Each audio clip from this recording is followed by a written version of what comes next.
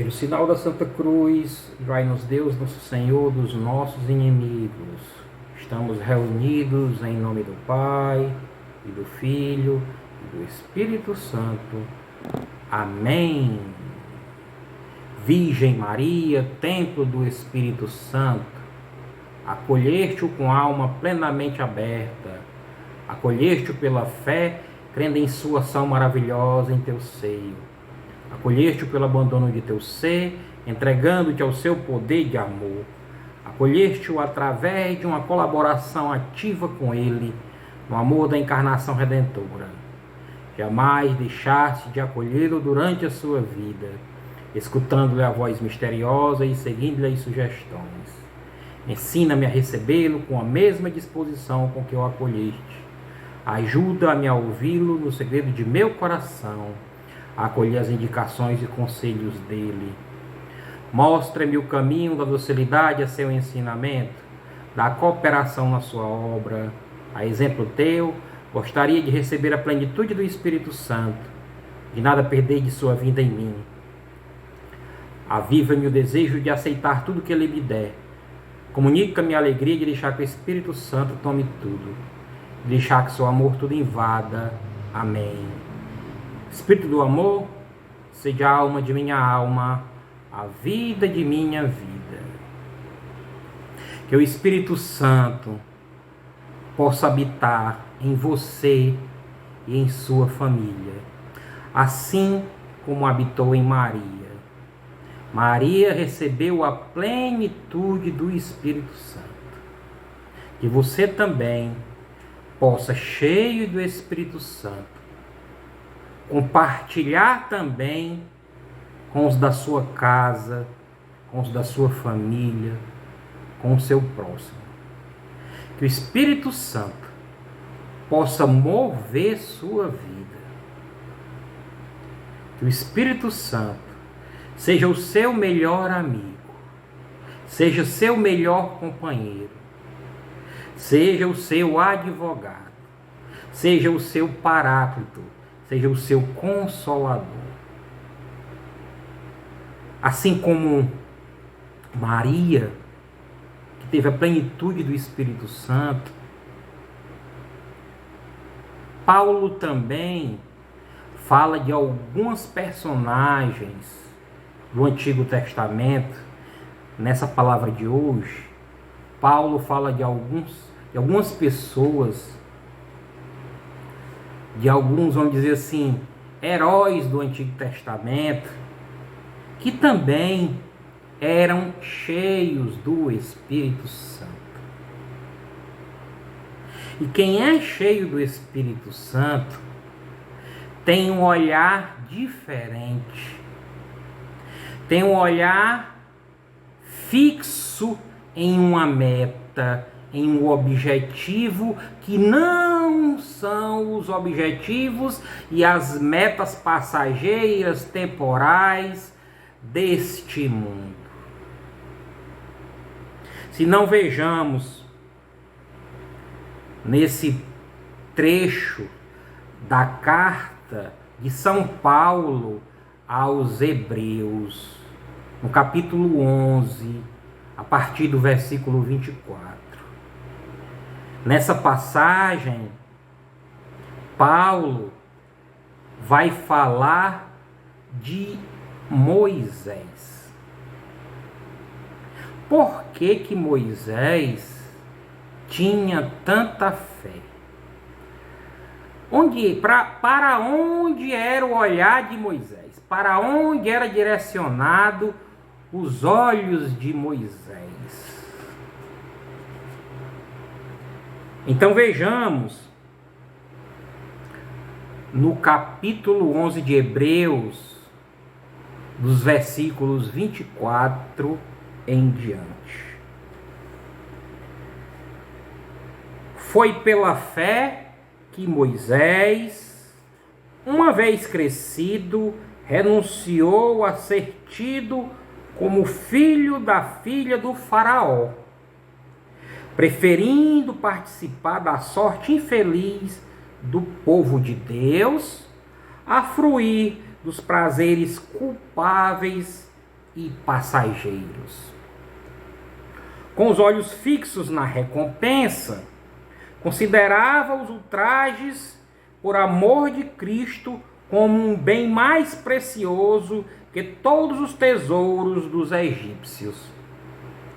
Foi pela fé que deixou o Egito, não temendo a cólera do rei, com tanta segurança como estivesse vendo o invisível. Palavra do Senhor, graças a Deus. Moisés, aí logo no versículo 24, né, recusa o título de neto do faraó. Todo mundo sabe a história de Moisés quando era pequeno, né? Quando era bebê. Moisés nasceu de uma mulher hebraica.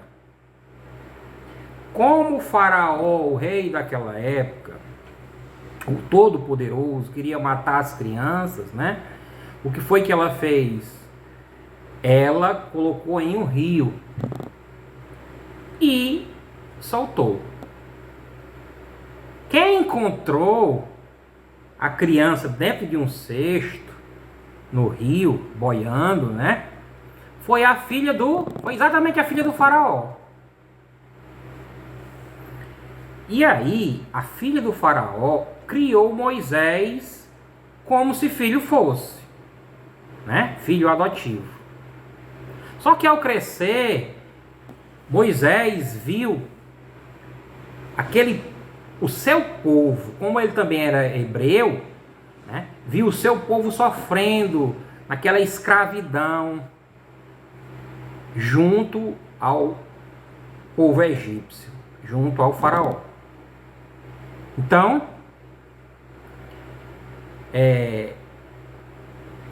Moisés, quando cresceu, ao invés dele escolher toda a fortuna, a vida boa do povo egípcio, ser herdeiro daquela fortuna,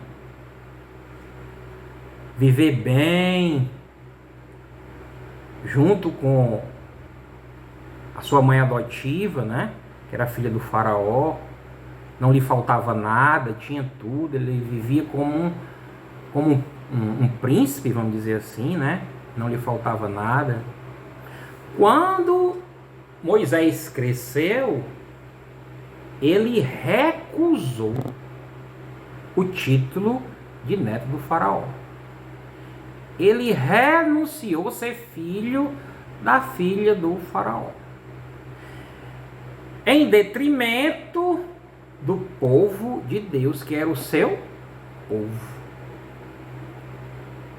Renunciou aos prazeres passageiros, é o que diz aí na palavra, né? Ele escolheu um bem mais precioso, que era Deus. Então, ele deixa o Egito. Depois de uma tragédia na vida dele, ele mata um soldado, uma pessoa, né, para salvar um hebreu. Na luta lá, ele acaba matando essa pessoa. Né? Ele deixa o Egito em decorrência disso também, né? E vai se juntar ao seu povo, ao povo de Deus.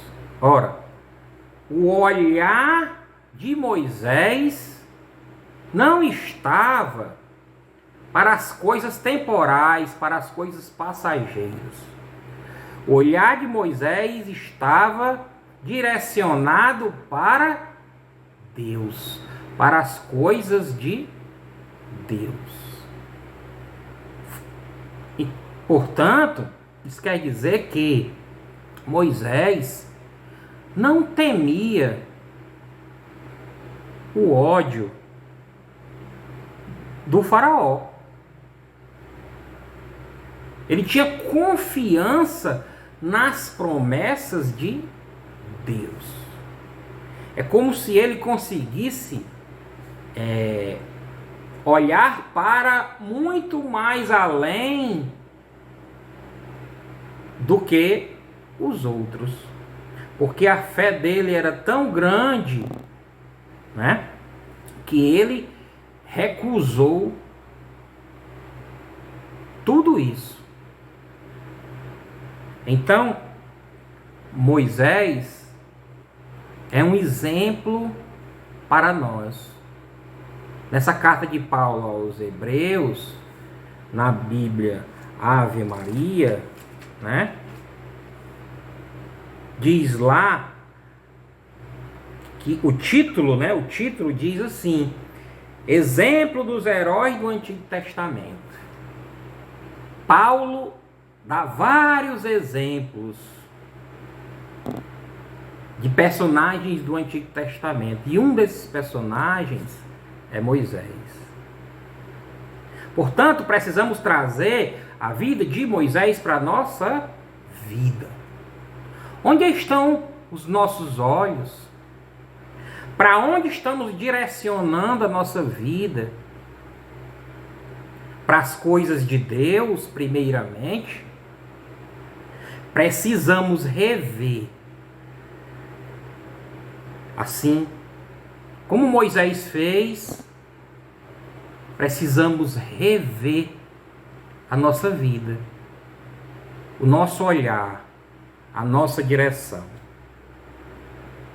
Que Deus possa, através do Espírito Santo, nos ajudar a olhar fixamente para Deus, para que Ele possa nos iluminar, assim como iluminou Moisés. Que a gente possa colocar em primeiro lugar as coisas de Deus, para que a gente possa atingir o nosso objetivo, a felicidade.